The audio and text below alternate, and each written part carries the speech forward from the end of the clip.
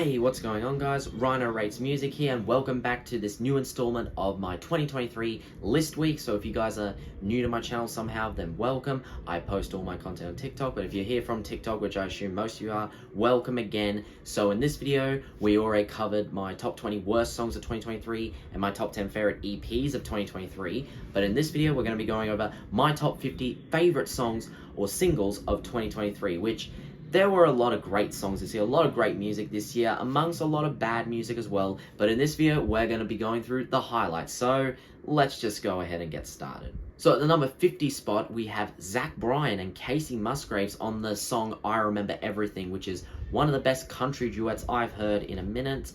And at the number 49 spot, a huge contrast with Liturgy's Soul Crushing Before I Knew the Truth.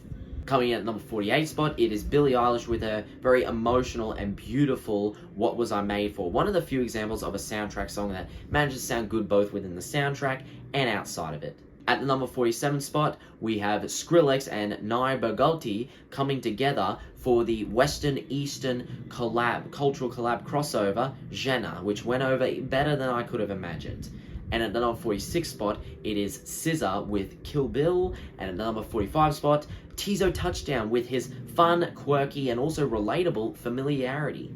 At the number 44 spot, it is Squid with The Blades. And at the number 43 spot, it is Tame Impala and Thundercat collaborating on the song No More Lies, which I wish this collab had have happened more because this song is incredible.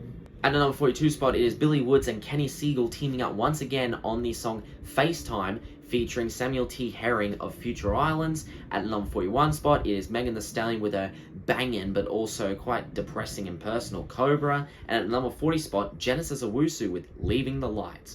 At the number 39 spot, we have Queens of the Stone Age with Emotion Sickness. At the number 38 spot, it is ANOHNI and the Johnsons with It Must Change. And at the number 37 spot, it is Everything Everything with The Mad Stone, which, given the lyrics of this track as well as the theme it's kind of building up for this upcoming album concept, makes me really excited for the new album. Coming in at number 36 spot is Blur with The Narcissist. At 35, Beyoncé proving that the pre-Renaissance songs still hit equally, if not harder than some of the tracks on My House.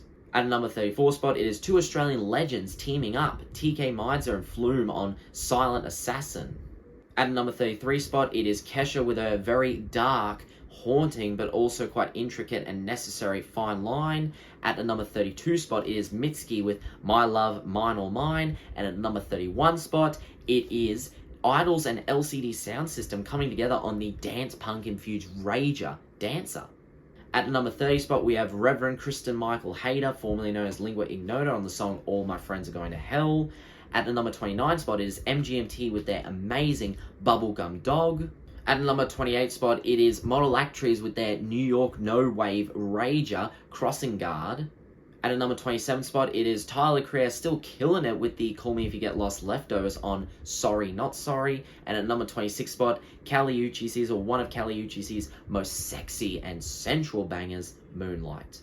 At the number 25 spot, it is Dua Lipa with her Tame Impala and Danielle Hull produced Houdini. Man, love this song. The production is incredible. The chorus is catchy. The content is just so good, so colorful, and makes me really excited for her next album. At the number 24 spot, we have the tear-jerking, soul-crushing Emily I'm Sorry by Boy Genius. And at number 23 spot, we have the heart-wrenching and also shocking We Think So Ill of You by Sprain. At the number 22 spot, it is McKinley Dixon teaming up with legendary underground rapper Blue on the remix of the song Run Run Run. And at the number 21 spot, it is Underscores with the absolute banging Old Money Bitch. At the number 20 spot, it is Danny Brown with the amped up, bangin' and gentrified Jen's Terrific Vacation with Casa Overall. At the number 19 spot, it is Swan still proving they can make equally as compelling of a track in a shorter span of time with Los Angeles City of Death. At the number 18 spot, it is Olivia Rodrigo with her bangin' but also quite unique, creative and content-filled Bad Idea, Right? At the number 17 spot, it is Armand Hammer featuring Pink Siifu on the song Trauma Mike, which still boggles my mind as to how this became a song, but it's absolutely incredible. And at the number 16 spot, it is one of the biggest pop rap crossovers this year, Pink Pantheress and Ice Spice with Boys a Liar Part 2.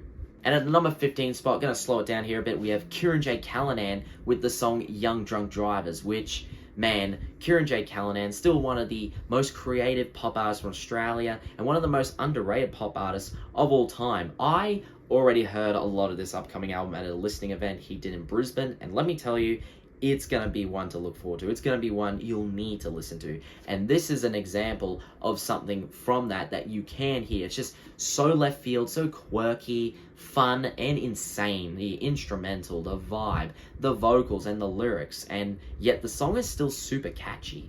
Young drunk driver in your blue Honda Civic, ride or die. Just, I can't get enough of it. It's amazing. At the number 14 spot is Amaarae with the song Co-Star. If there was any artist that managed to combine elements of R&B, Afrobeats, art pop, and hip hop, as well as Amaarae, well, it was Amaarae. And this song is a perfect example of that, with the catchy chorus, the beautiful inflections, beautiful performance, instrumental, and the lyrics referencing astrology. It's so darn good and pretty. At the number 13 spot, we have two legends teaming up, Björk and ROSALÍA, for the song Oral, which not only is this song such a great charitable cause, but the song itself turned out even better than great. The strings, the melodies, the harmonies are absolutely beautiful, somehow came together so intricately well. Both Björk and ROSALÍA's performances are great and stunning, and they have more chemistry than I could have imagined, and just to the point where I hope these two collab again. I don't think they will, but we can only hope, and especially if it's going to be as amazing as this song. Coming at number 12 spot, it is Big Thief with Vampire Empire, which a lot of people were excited for this song before it came out, and then it did come out, and some people were like, oh, this doesn't sound as good as the live version, it's a disappointment. I completely disagree. This song is still amazing. Adrian Lenker sounds like she's getting just better and better with her songwriting. Vocals are incredible. Instrumental, the bandship is amazing. The progression is beautiful. Just everything about this track is just perfect. It's so fucking good. I'm lost for words. I love it. And if this next Big Thief album is going to be as good as this song, we're going to be for another classic potentially, just like Dragon You or Mountain I Believe in You.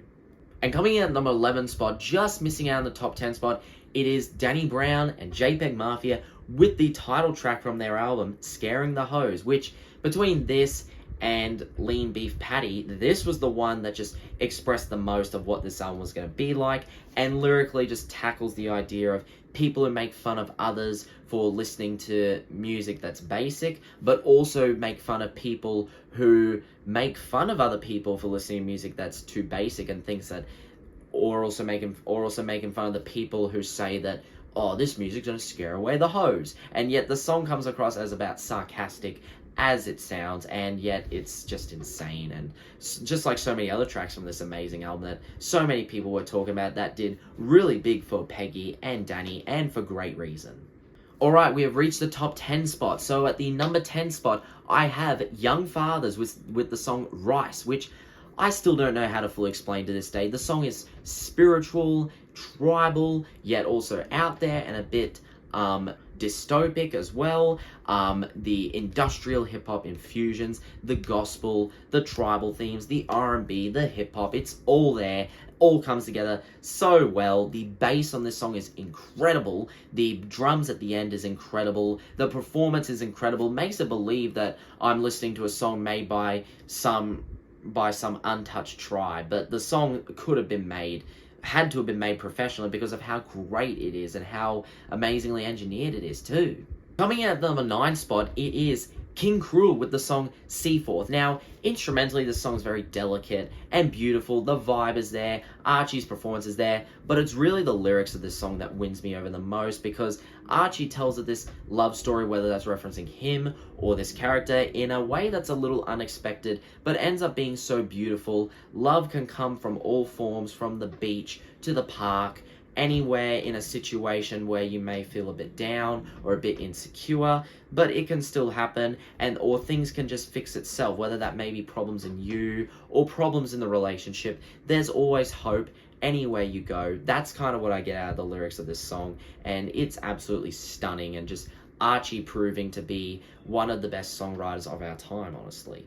Coming in at number 8 spot, we have one of the most colourful, quirky, and catchy pop songs of this year that I wouldn't have expected, the song Anyone by Hemlock Springs, which somehow this song manages to sound like both some of the best synth pop songs I've heard from the 80s, while kind of mixing that with some of the art pop formulas I've seen coming out this year, and then Hemlock Springs with their own quirky format, all coming together in this very colourful, fruity, and also ear candy inducing banger that is just amazing. And I don't know how Hemlock Springs does it with songs like this and every other song for her new EP.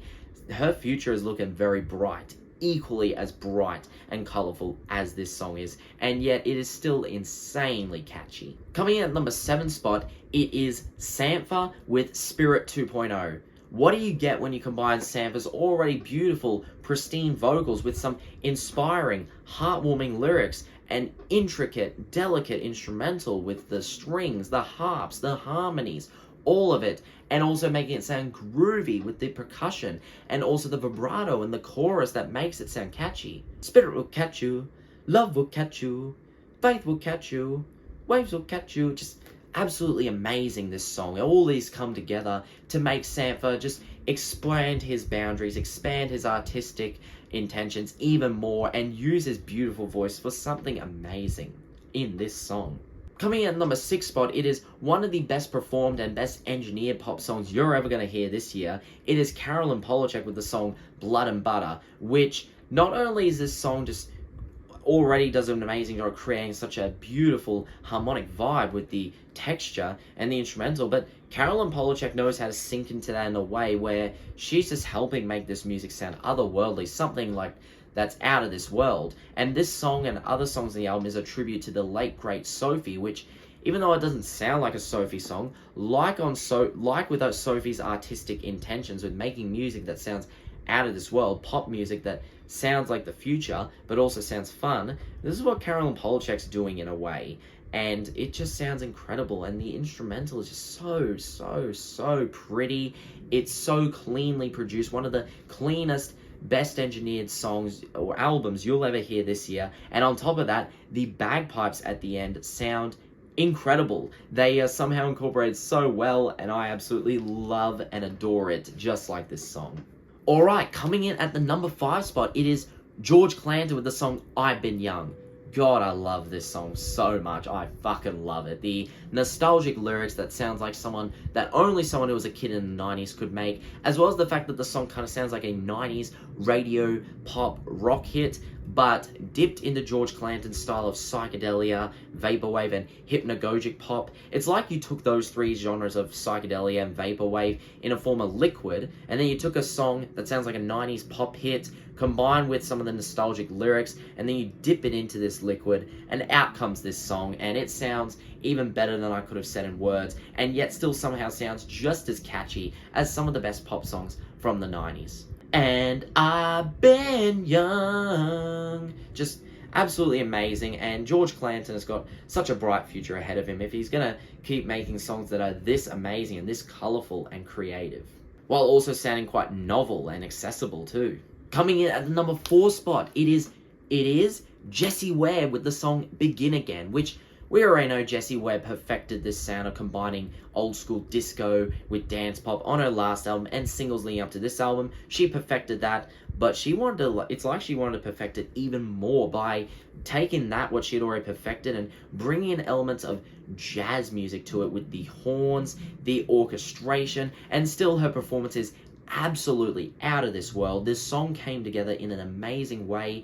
It's a song that I'm sure if you played to anyone, anybody could dance to, and nobody will look funny at you just because of how amazing it is. If anyone looks funny at you for dancing to this song, then they shouldn't be your friends, because this song is just, it brings out the energy in anyone who'll hear it. It brings it out in me, and also the sexiness, the sensuality of this track, and also how colourful and how vicarious it sounds. It's just, I'm lost for words. This song's absolutely beautiful. Like,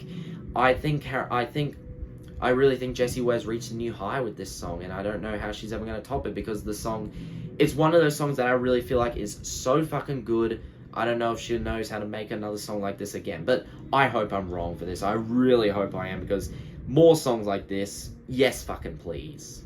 Alright, we've reached the top 3 now. All 3 of these songs are amazing in my opinion and could all be interchangeable, but coming in at number 3 spot, it is Sufjan Stevens with Will Anybody Ever Love Me?